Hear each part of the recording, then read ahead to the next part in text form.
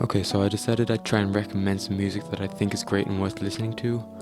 First on the list is the Sacramento alternative hip-hop trio Death Grips. They're known for some of the most cutting-edge and influential music of the last decade, and though they're gaining a lot of popularity, I still consider them to be underground.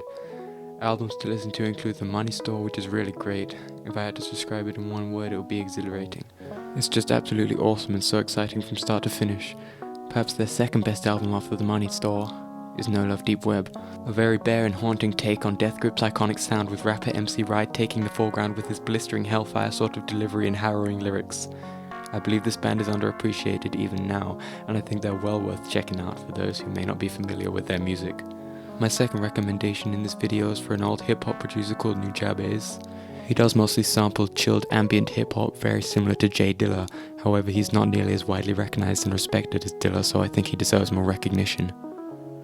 Among his most well-known works is the soundtrack to the anime Samurai Champloo. To those who have yet to get into this style of hip-hop, I would recommend Nujabes along with Dilla as a starting point. The next person I'd like to recommend you listen to is a wonderful folk musician called Sam Amidon.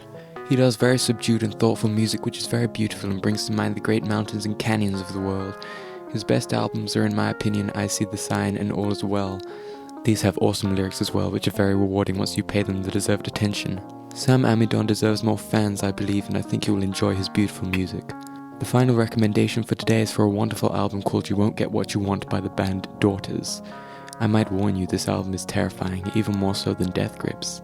It is primal and visceral, often foregoing traditional melody and harmony for gaping textures that remind me of colossal beasts and burning hellscapes. This album will provide an exhilarating and thrilling experience. I think it's best listened to on its own in one sitting to get the best effect.